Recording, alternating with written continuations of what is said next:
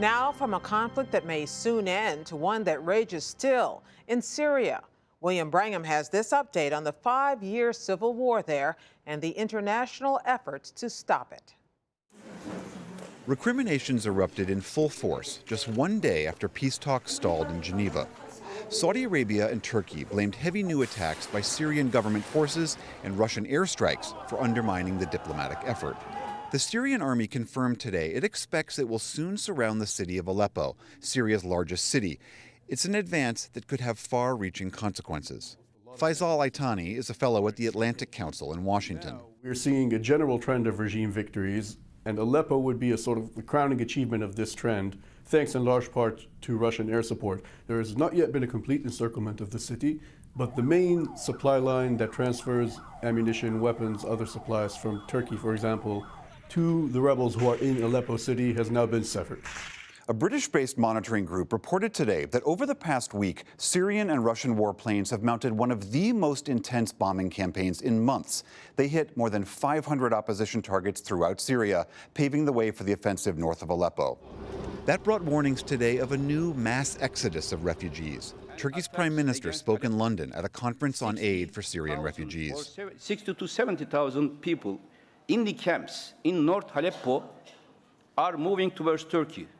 My mind is not now in London, but in our border, how to relocate these new people coming from Syria.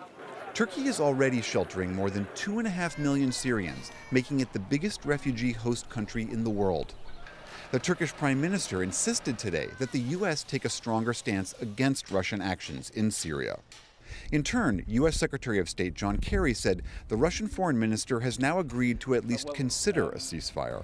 We discussed, and he agreed that we need to discuss how to implement ceasefire and also how to get access by both parties. The opposition needs to allow access for humanitarian assistance, and the regime in Syria needs to allow access.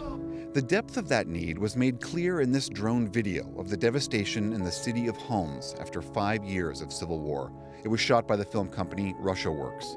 Secretary Kerry said the 70 donor nations gathered in London cannot turn away from the horror. Obviously, if people are reduced to eating grass and leaves and killing stray animals in order to survive on a day-to-day basis, that is something that should tear at the conscience of all civilized people, and we all have a responsibility to respond to it.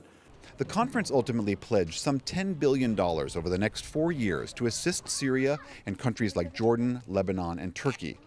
That brought a glimmer of hope to some refugees housed at the sprawling Zatari refugee camp in Jordan. God willing, this conference will help us. We need help to feed our children.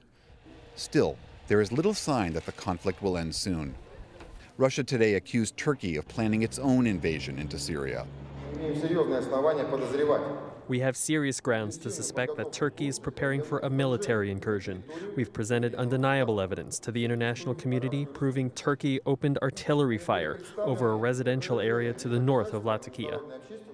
And Saudi Arabia announced it's poised to send ground troops into Syria to join the fight against the Islamic State. For the PBS NewsHour, I'm William Brangham.